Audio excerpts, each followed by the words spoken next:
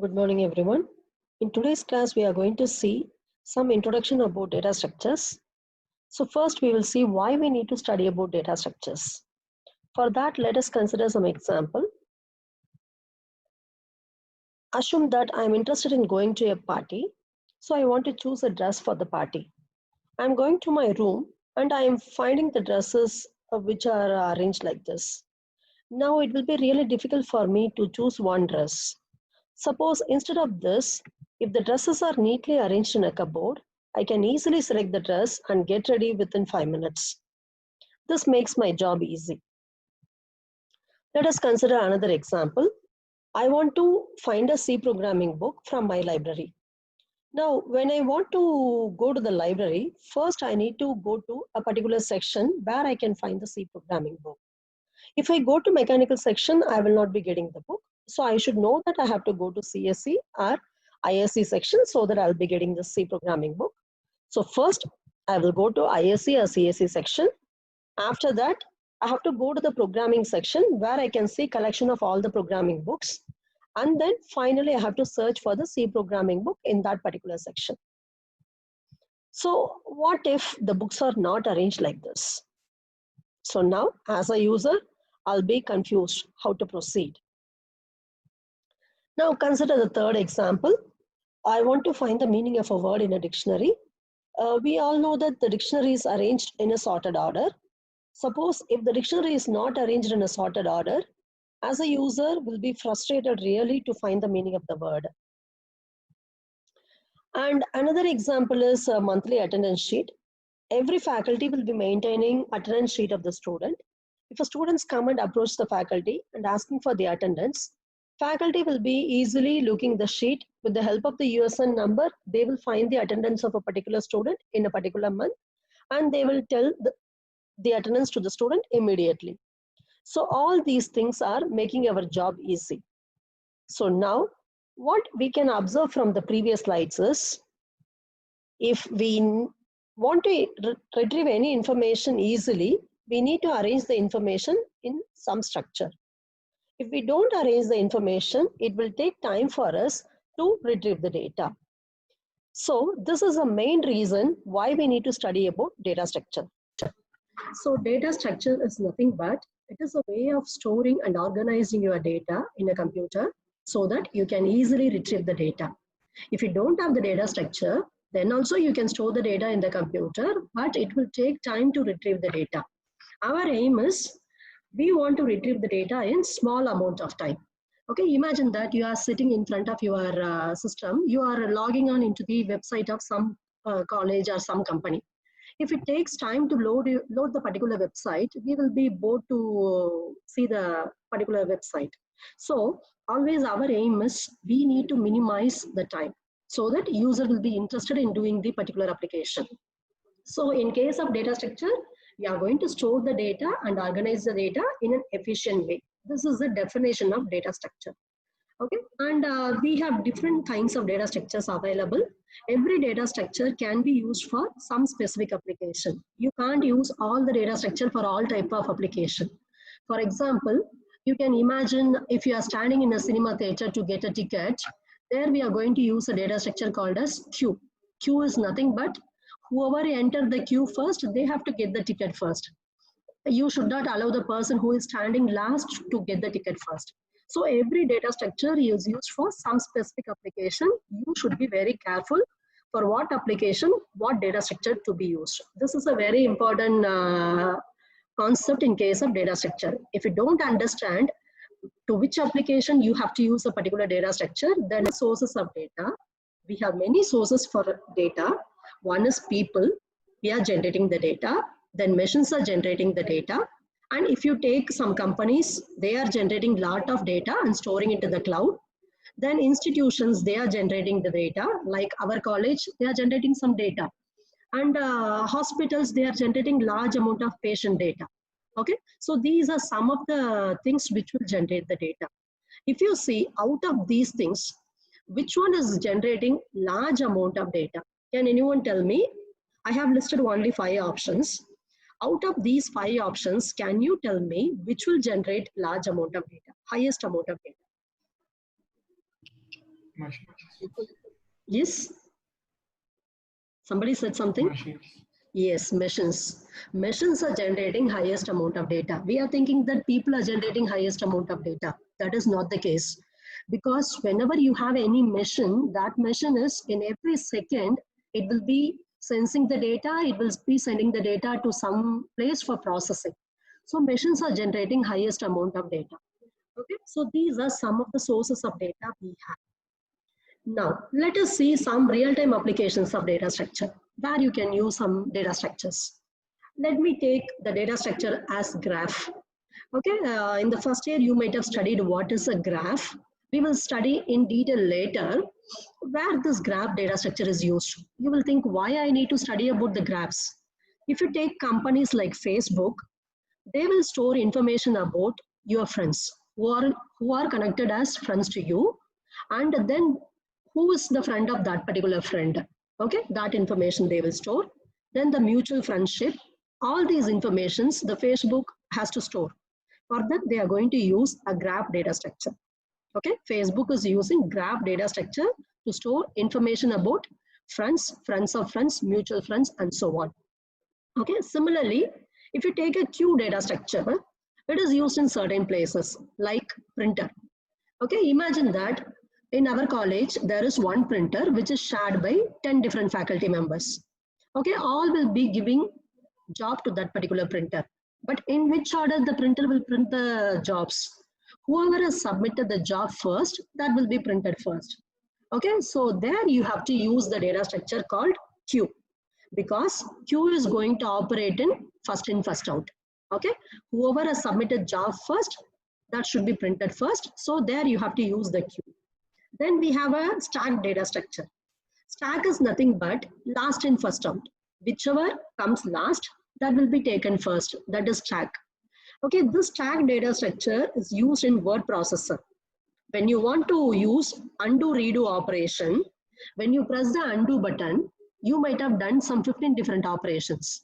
But when you press the undo button, whatever is the last operation you have, when you want to do undo redo operation, you should use only stack for implementing that. And then we have some data structure known as trees. Trees is nothing but you will have the root. Imagine like our normal tree. There will be a root. From the root, you will get the stem. Then there will be some branches. Okay. So if you have this type of data structure trees, we will use that for storing information about file system. So what is file system is, you all are working in Windows. When you want to store some file, you are creating a folder. Okay, inside the folder, sometimes you will directly store the file, or sometimes you will create subfolder. So when you go for folder subfolder arrangement, that is called as tree. Tree is nothing but one parent, that is a folder. Inside that you will have subfolder and so on. Okay, so now you can visualize how a particular data structure is associated with a particular application.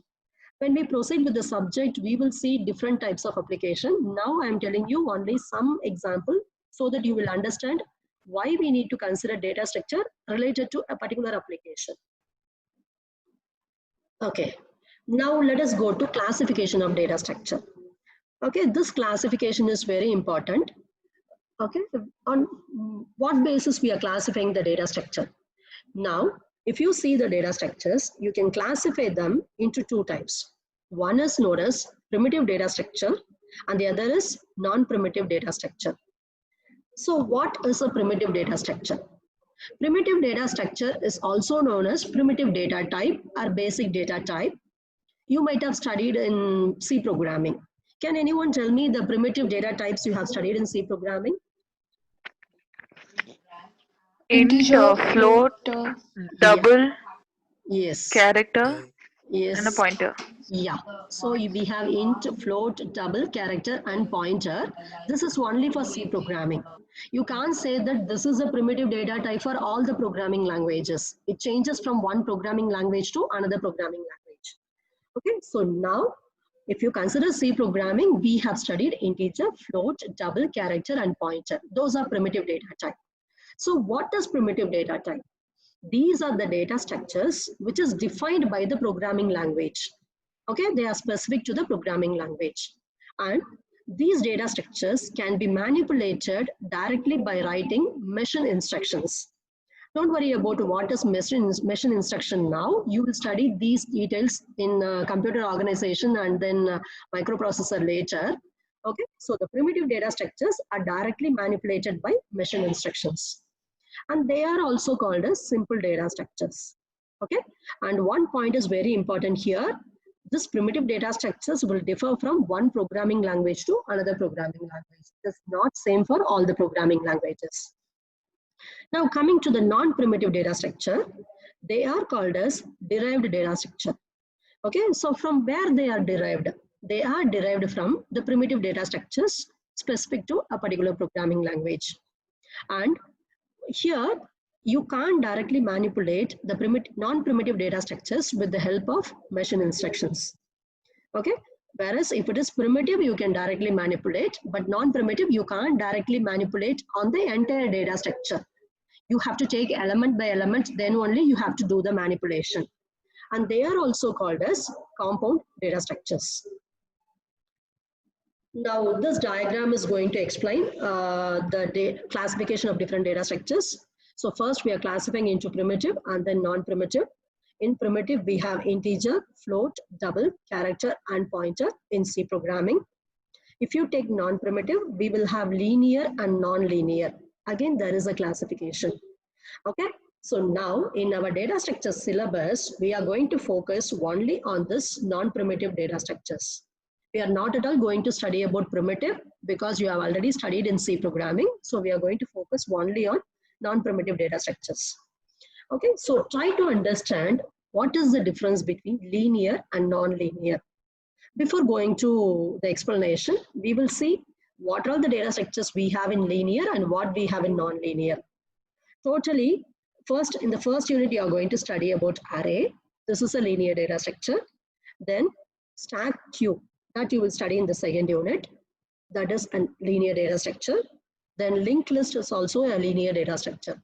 These four are the examples in our syllabus for linear data structure. Okay, and then for non-linear data structure, we have graphs and then we have trees. Now, we will see what is the difference between linear and non-linear, how you are going to classify them like this.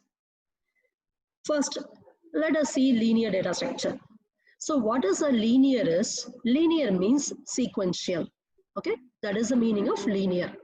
If you take the linear data structure, all the elements in the data structure will be stored in some sequential order, one by one. Okay, and if you start from the first element, imagine that your data structure is having 10 elements. If you start from the first element, you can go from the first element to the second element. From there, you can go to the third element and so on. And you can travel all the elements one by one in a linear order. Okay, and this line is very important. We can traverse all the elements in a single run. Let me explain what is single run in the next example. You will understand. This is a very important definition for linear data structure. We can travel all the elements of a linear data structure one by one in a single run. Okay, and this sequential order, you are going to visit the elements in the sequential order. This is maintained in two ways. The first way is by means of sequential memory location. If your memory locations are next to each other, you can implement this sequential order. Okay, and arrays are going to use this particular concept. I will explain, don't worry if you don't understand now, I will explain in the next slide. These arrays are going to implement by means of sequential memory locations. So what is done in the array is, all the neighbors of the array are stored in adjacent memory locations. Okay, and you can also implement the sequential order by means of link. Okay, link means from one element you will have a link to the other element, like your train. In train, every compartment is linked to the other compartment by means of a link. If you remove the link from one compartment, you cannot go to the next compartment. Okay, so by means of link, you can implement the sequential order. Linked list is implementing by means of link only. So in this, the difference between the previous array and linked list is, in case of array, the neighbors are stored in physical adjacent memory locations. Whereas In case of link, the neighbors are not stored in physical adjacent memory location. We will see in the next slide. And they are called as logically adjacent. They are not physically adjacent, but they are logically adjacent. Let us see now, what is the difference here? You can consider, here I have two diagrams. One diagram is an array. It is called as sequential memory location. In C programming, you have studied that in an array, all the elements are so stored continuously. Here, I am considering an array with 4 elements. The array first element is stored at the address 1000. Now, I am imagining that integer is going to occupy 4 bytes in my computer. So, the next element will be stored at the address 1004. Okay, and the next element will be stored at the address 1008. Next will be stored at the address 1012. If you see the neighboring elements, 11 and 44 are neighboring elements. They are stored adjacent to each other physically. In the physical memory, they are stored next to each other. Okay, so this is called as sequential memory location access. Okay, whereas you consider the diagram shown in the right hand side. Here I have a linked list. This is called as linked list. You might have seen this in the last semester. In case of a linked list, you can see there are 3 elements in the linked list. Every element is having 2 fields. The first field is called as data. The 10 is called as data, where I am going to store the actual data.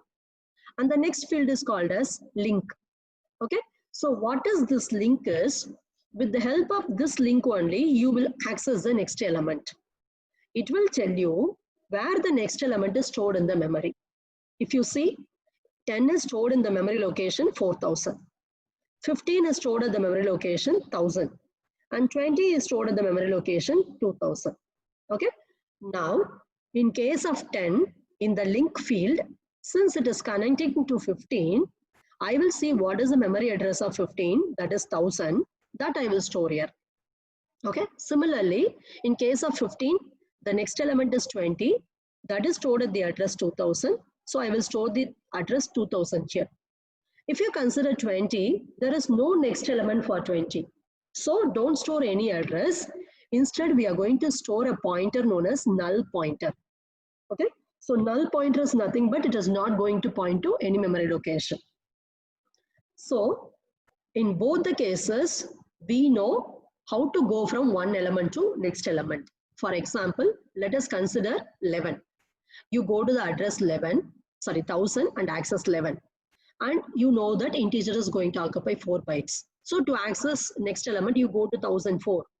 Then to access the next element, go to 1008, then 1012 and so on. So if you start from one element, you can access all the elements one by one sequentially. Okay. So you are able to access all the elements in one pass, one run. And here also you can see, I am starting with the first element. I am coming here. To access the second element, I am seeing this address 1000. Then I'm going to the memory location 1000. I am accessing this element.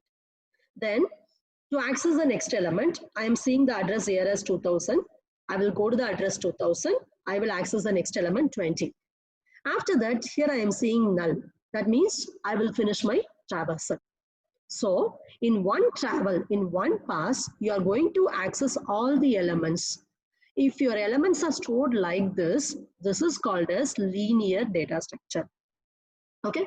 Now let us see non-linear data structure and diagram. After that, if you have any doubt, you can ask me. So what is a non-linear data structure? So in case of non-linear data structure, the elements are not stored in a sequential order. This is important thing. And if you start from the first element, you can't access all the elements one after the other in a linear order. In the previous case, if you start from the first element, you can access all the elements continuously in a linear order. But here it is not possible. That's why it is known as non-linear data structure. So I told you the important definition is single run. Okay. It is not possible to traverse all the elements of a non-linear data structure in a single run. You have to go for 2 runs, 3 runs, depending upon the data structure and branches. Okay. And here, in case of non-linear data structure, one element can be attached to several other elements. Because of this reason only, we will not be able to travel all the elements in a single run. Let us see how it is non-linear. You can consider here, in the diagram, can anyone tell me what is the name of this data structure? It's a tree. Yeah, it's a tree. Okay, so tree is nothing but there will be some node called as root node that will have some branches. So here there are two branches. Then I have some node 7. This 7 is called as children of 2, child of 2. 2 is having two children. One is 7, another is 5. So likewise, you have some tree. Now in this, I have an arrow in the tree. Actually, this is called as link. A link can have an arrow. If it is arrow, the meaning is it is directed. That means from 2, you can go to 7.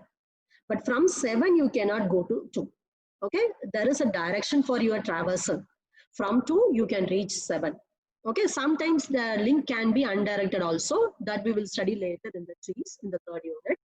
Okay, now here there is a link. Now you start from 2. Can you reach all the elements in a single run? Think now. If you start from 2, either I can go to 7 or I can go to 5. I cannot go to both the elements at the same time. I have to choose one path. Let me go to 7. Okay, I am going to 7. Now from 7, either you can go to 2 or you can go to 6. Not both. So let me go to 6. Then from 6, either you can go to 5 or otherwise you can go to 11, not both. Let me go to 11. Now, how many elements? This is called as one run. After 11, I don't have any other element. So I have to stop only because I don't know where to go. I have to stop. Can you tell me how many elements you traversed in this run? Whatever run I told you now, how many elements did I travel? 4 elements. 4 elements. First, I started with 2, then I came to 7, 2 elements. Then I came to 6, 3 elements. Then I came to 11, 4 elements. But there are totally 4 plus 5, 9 elements in the tree. I am not traveling all the elements in a single run. It is not possible for me. So, it is called as non-linear data structure. In case of non-linear data structure, you can't travel all the elements of the data structure in a single run. Okay? If you want this. So let me tell you that in today's class. Okay. I will wind up with this abstract data type. So what is abstract data type is? It is a data type whose behavior is defined by two things. One is set of values and other is set of operations. I will explain in the next slide again. Just understand what is the definition. Abstract data type is a data type whose behavior is defined by set of values and set of operations, two parameters. For example, let us consider that I have a car. Okay, in a car, value is nothing but you can say property. What are the properties a car will have? If you think a car will have a color. Then a car will have number of tires. That is one attribute. Then a car will have who is the company manufacturing the car, either Tata or some other company. So that is one attribute. These things are called as values. Okay. And then you have something known as operation. What operation you can do in a car?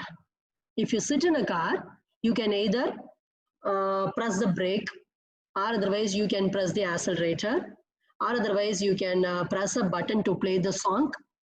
Okay, there are so many operations you can do in a car, or you can open the door, or you can adjust the mirror of the car. So these are all the operations you can do in a car.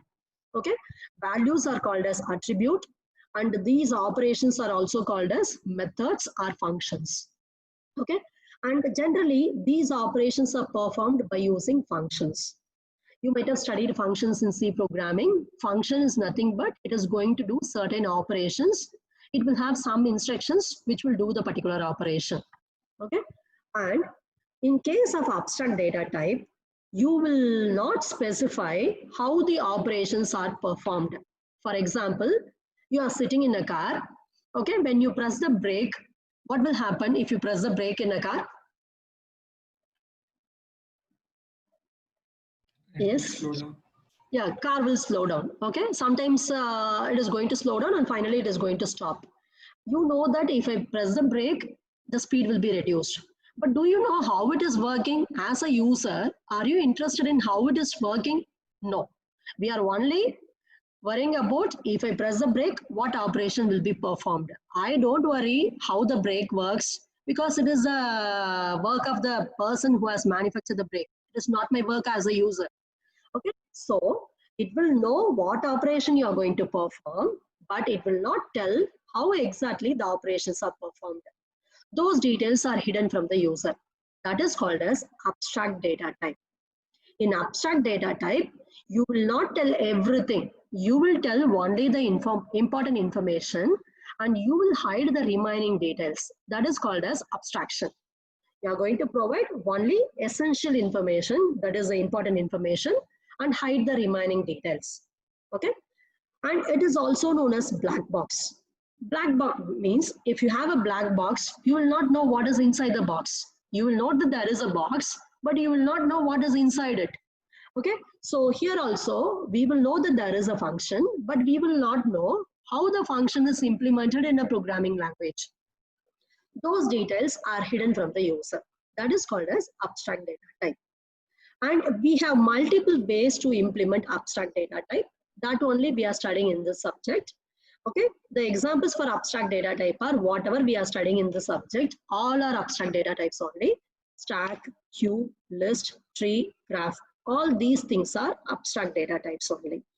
Okay, so now the definition of abstract data type is, it is a data type whose behavior is defined by set of values and set of functions or operations. And one more thing is, here we are going to provide only essential information and we are going to hide the remaining details. This is called as abstraction. The session will end in 4 minutes. After that, you again log in with the same thing. Now, you see the banking example. When you go to ATM, in your ATM, you will see so many, in the display, you will see so many buttons like this. When you press one thing, for example, I am pressing this button, balance inquiry. Now, when you press the balance inquiry button, as a user, we are the users of ATM machine. So as a user, we will know that if I press balance inquiry, I will get a printout about, not the printout, in the screen, the balance amount in your account will be displayed. But we will not know how the person has written the program, what are the variables they have used, and how the statements are written in the function. Those things we are not at all worried about. Okay, so here only important information are displayed to you. This is the important information displayed to the user. But the internal implementation of the program is not displayed to the user. We don't even want that. Okay, so this is called as abstraction. Okay, okay. Now I told you that in case of abstract data type, you are going to perform certain operations. What operations you can perform in an abstract data structure? There are certain operations like create, insert, delete, search, sort, and traverse. We are going to perform only these operations throughout our syllabus. We have the abstract data type. For all these abstract data types, you can perform only these operations. What is create? Create is nothing but the process of creating the initial data structure. Then insert is, try to understand the difference between create and insert. Create is creating for the first time the data structure. And once you create, you can add any element to the data structure. That is called as insert. If you want to insert something, the data structure must be already existing. Otherwise, you can't insert. But create will create even if it is not existing. And delete is, if you want to remove any element from the data structure, you can delete it. Search is nothing but you can find whether a particular element is present in the data structure or not. Then you can even sort all the elements in the data structure, either in the ascending order or in the descending order. And then you can traverse all the elements in the data structure one by one. Traversal is nothing but accessing the elements one by one. You might have done this in the case of a for loop in C programming. You will write a for loop, you will access all the elements one by one. Okay, let me stop the session.